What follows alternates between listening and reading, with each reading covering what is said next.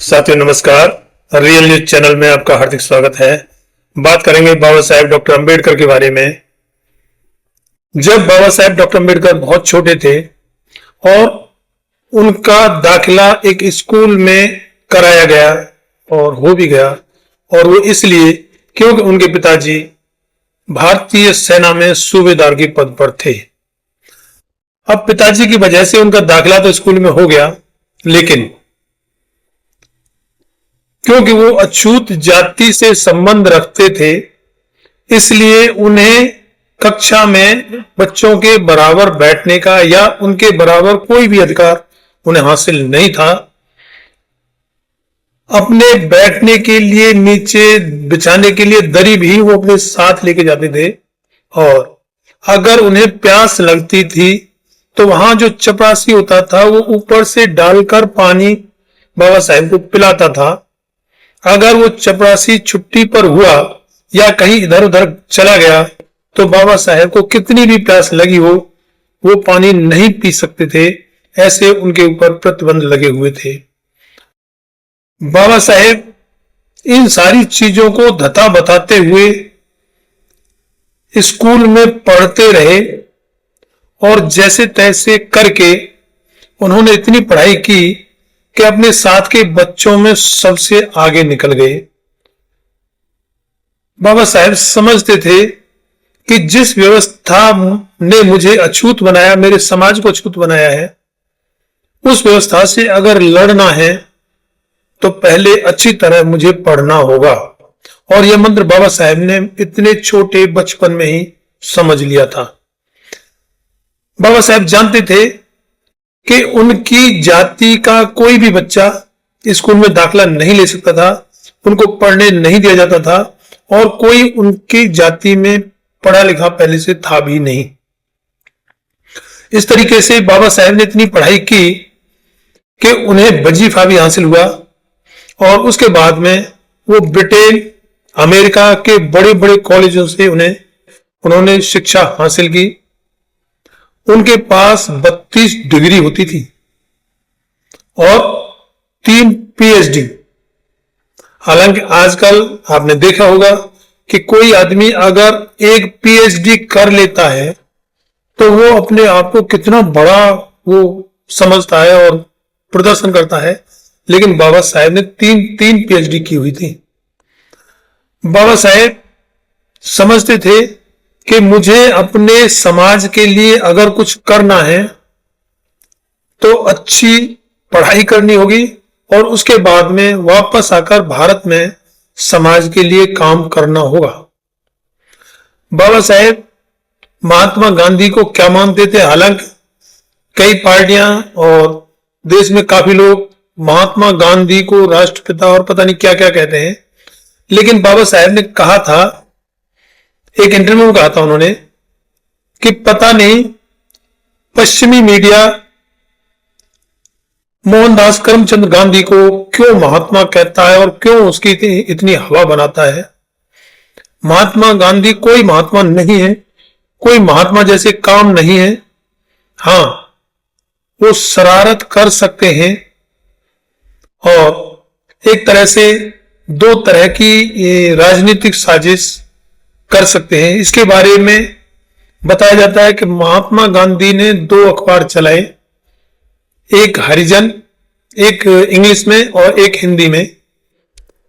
तो जो इंग्लिश में था उसमें महात्मा गांधी ने अछूतों को अपने बराबर बताया और उनकी बड़ी उसमें प्रशंसा और अपने साथ मिलने जुलने की बातें की, क्योंकि महात्मा गांधी को पता था कि इस अखबार को अंग्रेज पढ़ते हैं जिनका यहां राज था।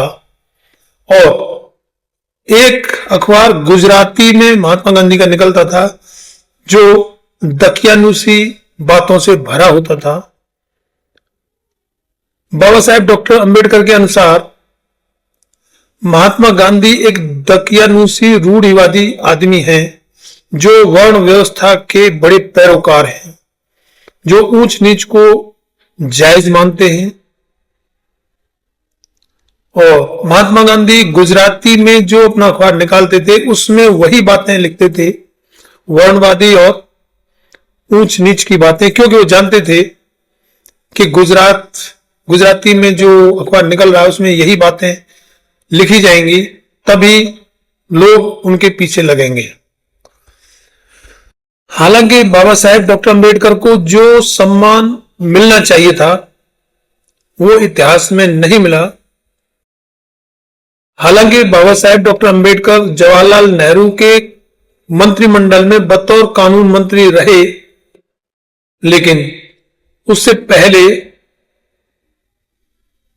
जब लोकसभा चुनाव हुए तो उसमें बाबा साहेब डॉक्टर अंबेडकर ने अपनी पार्टी बनाकर और मुंबई नॉर्थ से लोकसभा का चुनाव लड़ा, जिसमें जवाहरलाल नेहरू ने बाबा साहेब के ही निजी सहायक को उनके सामने खड़ा करके चुनाव में उतारा और उसके लिए 2 बार रैली की।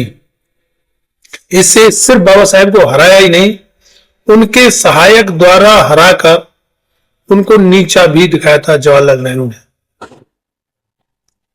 जब संविधान सभा की बात आई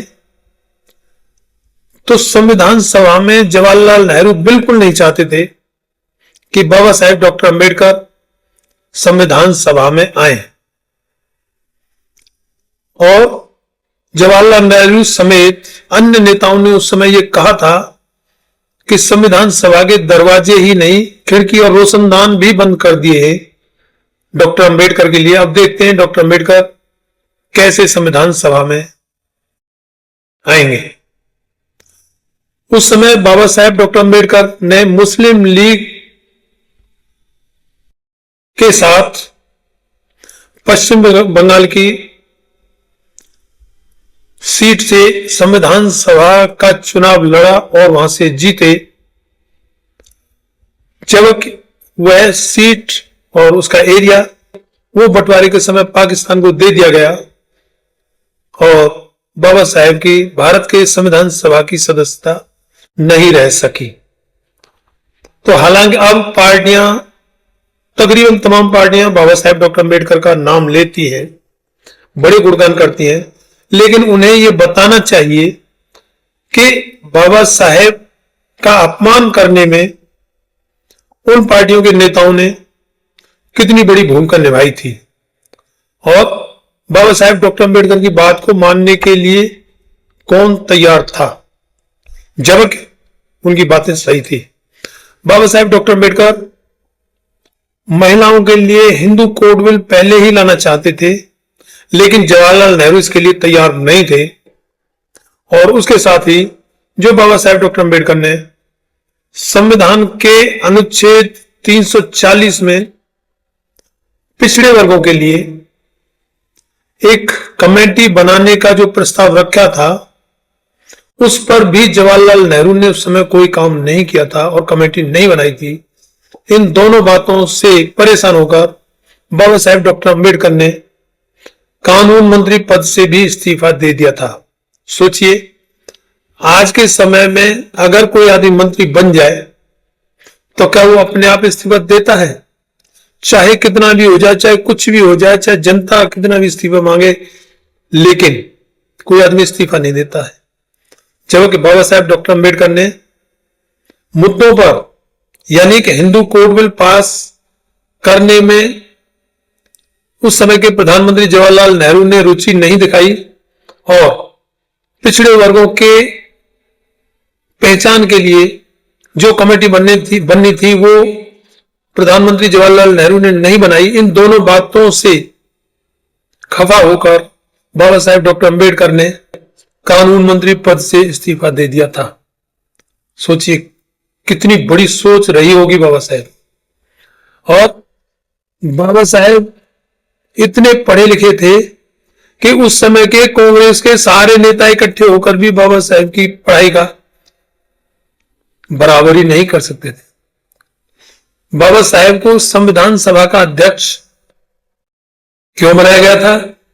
यह कांग्रेस पार्टी और उनके नेताओं की मजबूरी थी कि उस समय इतना पढ़ा लिखा कोई नेता था ही नहीं, तो ये क्या करते।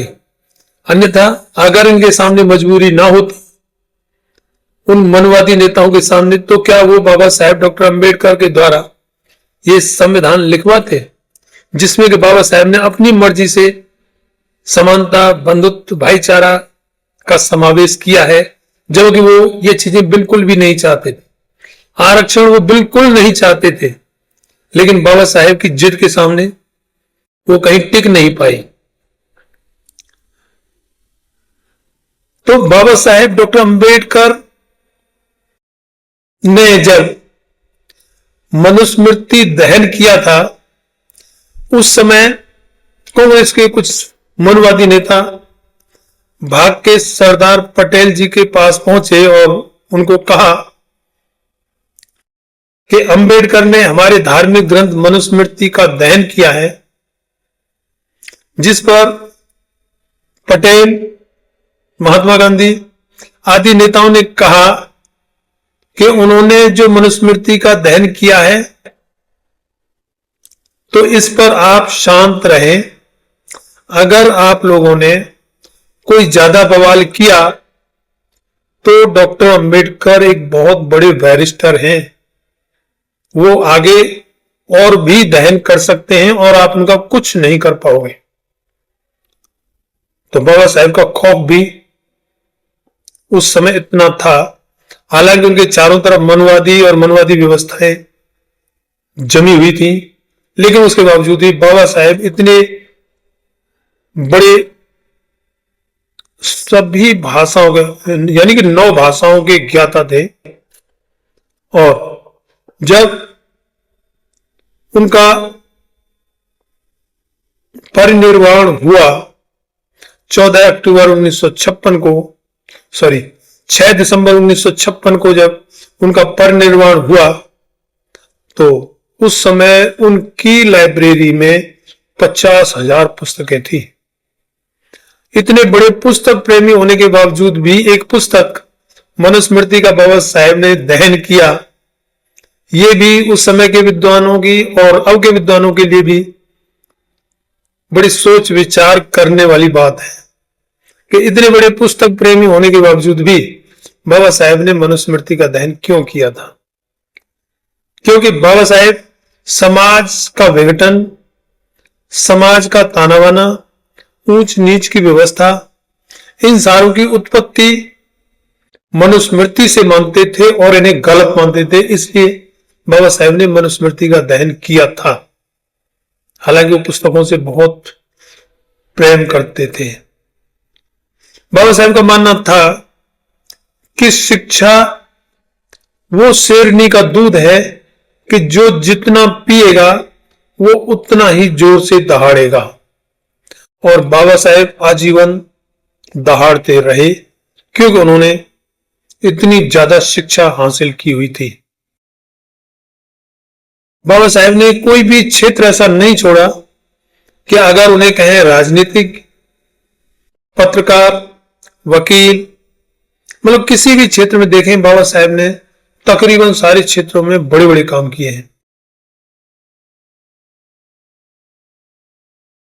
बाबा साहेब की किताब के ऊपर ही ब्रिटेन ने रिजर्व बैंक ऑफ इंडिया बनाया था।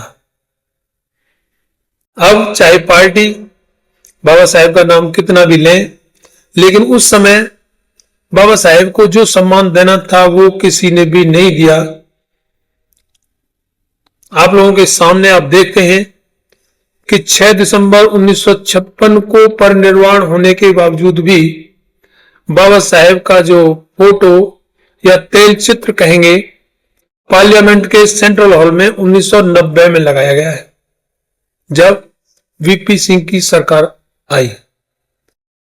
वरना उससे पहले जनता पार्टी, भारतीय जनता पार्टी और कांग्रेस की तो सरकार रही थी, लेकिन किसी ने भी बाबा साहेब का फोटो संसद के सेंट्रल हॉल में नहीं लगाया था।